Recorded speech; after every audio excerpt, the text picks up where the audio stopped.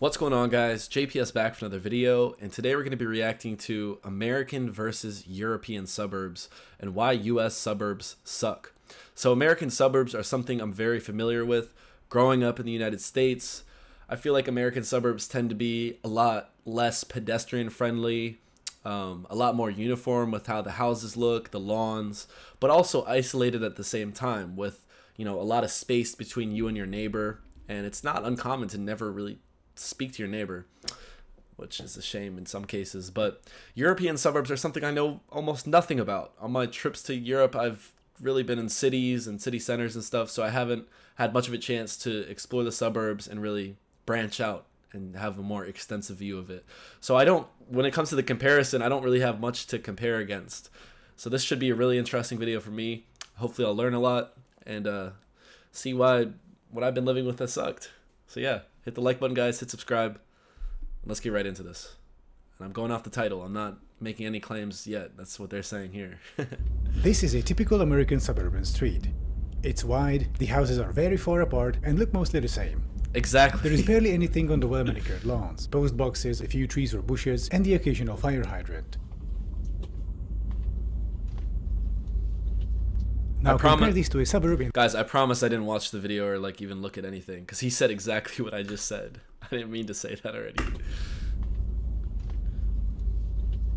Now compare these to a suburb in Leipzig, Germany. What differences do you notice? Damn. That looks like a city. First off, there is stuff around you. The streetscape is very diverse and mentally engaging. In comparison, the American suburb looks like a desolate urban wasteland. Yeah. Also, in the European suburb, the street is narrow, there is a 30 km/h speed limit, and the buildings are close together. Do notice the tram tracks. In this suburb, you can live car-free. If you want to go to the center, you can either take the tram or ride your bike for 20 minutes on dedicated bike lanes.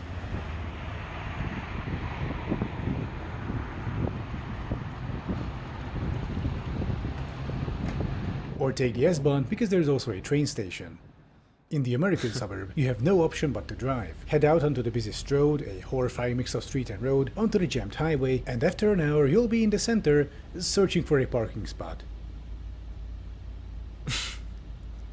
Yep. How about going to a restaurant? In the European suburb, there are dozens of different, unique, local restaurants reachable on foot, by bike, or public transit. In the American suburb, you're an hour walk away from a chain restaurant next to a busiest road. If you want to eat, you gotta get in your car. That's true. What if you have children? In this European suburb, there are 3 schools close by. Kids can walk or bike there on their own and learn to be independent early on. In the American suburb, a child could get to school after 35 minutes of walking, mostly along a busy arterial road, also having to cross a 6-lane road. And somehow, there's no crosswalk, so kids have to be driven to school every day by mommy and daddy. I like the word strode, street and road. It's very true, because this looks like a street, but you'll have people flying by as if it's a regular road, and you always have to use caution, especially with children, running out into the street, playing football or whatever. And then another thing I want to think about, American suburbs, since they're very artificial in the way they were created, so is everything surrounding them. So I feel like there's going to be a lot more fast food chains and a lot less local food. There was this picture I saw that showed an American intersection, and it had all the same fast food chains, the exact same design as another American intersection in a completely different state. And this just goes to show how uniform these suburban areas can be, and that's not for the better. There's nothing unique about them. They don't offer anything more than other places. What's the point in living in one place versus the other if it looks exactly the same? I just kind of went off, my bad. The same goes for sports. Over here, kids can take a 10-minute walk to the nearest sports field or a 3-minute bike ride on calm, safe streets on their own. In the US, it's a 40-minute march through a maze of streets partially along a major transit artery. You gotta get in the SUV and let mommy drive you to practice. This is where the term soccer mom originates from, by the way. People lament today's children for being overly dependent on their parents. But in such neighborhoods, children don't have a choice but to be dependent. Otherwise, they cannot go anywhere. They are stuck at home. In contrast, in European suburbs, kids can be let out safely to move around on their own, to go to places they want to, without the need for the mommy and daddy taxi service. Mommy and daddy taxi. Do note that the residential building on the left, that is a mid-rise. European suburbs tend to be a mixture of those and single or multi-family homes, like on this street. Okay.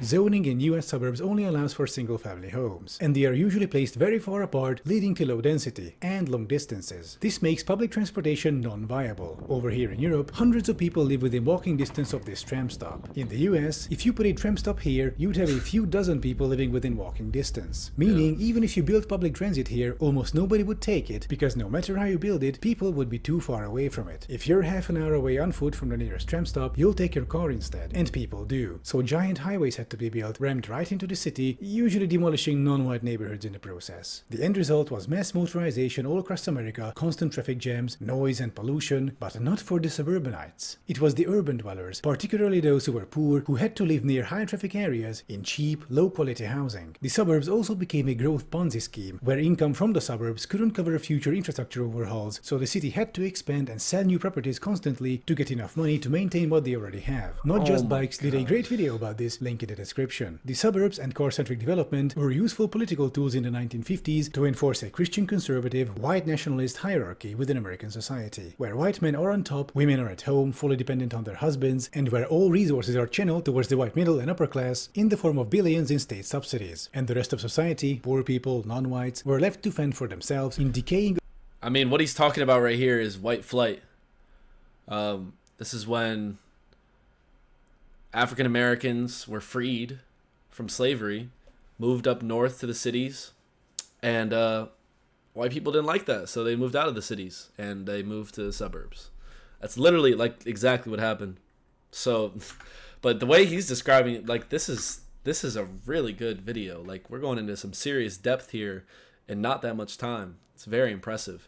But as you guys you're getting a glimpse of this, and I'm sure you guys already know this, but the underbelly of the United States, it's not the most beautiful thing. Like if you look at our history and the reasons for why things are the way they are, you know, they're not the best. It's not the best.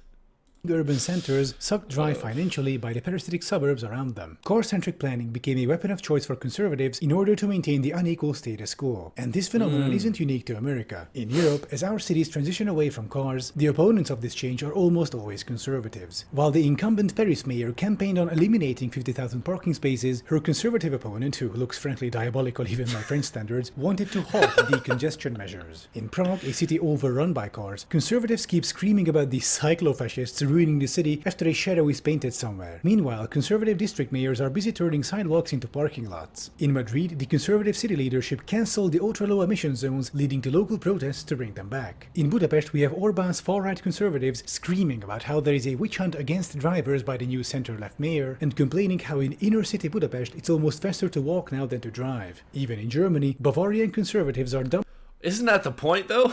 To make it faster to walk than to drive? Like, what are we getting at here, bro? It's just the same stuff in different places. It's the same. In Budapest, it's almost faster to walk now than to drive. Even in Germany, Bavarian conservatives are dumping money into highways while letting the rail network fall into disrepair. As a rule of thumb, in every city with decongestion measures, you'll also find conservatives screaming about the war on cars, the symbol of hierarchy in transportation, where the affluent suburban minority gets to occupy 80% of public space inside cities, compared to the more egalitarian space use of public transit and bicycles. God forbid you have to get out of your giant SUV of death and get on a tram with the peasants. Of course, upholding the conservative hierarchy isn't why suburbs are built today in the US. It's mostly just a necessary continuation of the Ponzi scheme that began with the first suburbs. Also, it's due to faulty zoning codes not allowing for mid-rise developments that would actually make more money for the city, increase density, and make public transit viable. In Europe, our suburbs are mixed, with both mid-rises, single and multi-family homes. They're an organic part of the city and contribute fairly to the local budget. There is also subsidized, affordable public transit. All in all, it's more egalitarian. And if the US situation sounds depressing in contrast, as an American, there are things you can do to potentially help change things. If there is a local transit riders union, go join it. Look if there are any initiatives on the ballot for traffic calming, bike lanes, etc. Show up to your local town hall meetings and advocate for zoning reform, ending parking minimums, and so on. If you're persistent enough, your ideas will be heard, and you can help push America back towards sensible, fair, more egalitarian urban planning, one neighborhood at a time. That's what I would do if I were you. Thank you for watching. Oh, and by the way, there is now a new membership option for my channel, so if you wish to support me making content like this, please consider becoming a member by pressing the join button next to the subscribe button. Oh my god. Okay, Adam, something. we're definitely going to watch the video that was referenced, I believe Ponzi scheme or something along those lines. But make sure you guys go subscribe to Adam Something. This was an amazing video. The amount of things packed into this is just, it's honestly shocking. But it wasn't spoken in a way that was too fast to comprehend or anything. Like, this was just such a great video. And also giving us some initiatives and things to do, because that's a big thing. You see all these problems, and you're like, okay, what's next? And in the United States, there are a lot of people who are against this. There's a lot of people who are advocating for public transportation. But it's such a difficult thing, because we're not just talking about building public transport. We're talking about possibly an entire shift in everything, everything this country has ever known, honestly. So I don't really know how possible that is, but if you don't believe it's possible, then it's definitely not possible. Probably easier just to leave, honestly. But yeah, this guy kind of just said everything that I had been thinking, but put it so eloquently and in a great way, and a lot of sources used in this as well, backing up what he was saying. But yeah, this is something, I just hate this look. It's all American cities are like this, and he's right. It is all about the suburban control, and people don't want to get on public transportation. There's so many things that the way people view public transportation and this more fair type of society, I guess you could say, it's not good. It's kind of ingrained in people's minds that public transportation is dirty. It's a sign that you don't have money. It's the car is a status. It means so much in the United States. I really can't emphasize that enough. And that's just one aspect of this video that we could talk about. Every point he made, I could just go on that and expand but that's not the point. You guys already know all this. This was honestly, just seeing those videos of those suburbs. I believe this was Germany, because I saw the S-Bahn as well, and it also just looks like Germany. But this just looks beautiful, and it looks like a city. This looks like an American city, like the outskirts of a city, what it will look like. And this is how it should be. It shouldn't go outskirts and then, oh, you're into suburban, everything's the same, vanilla land, basically. No, it should be, this is so much better.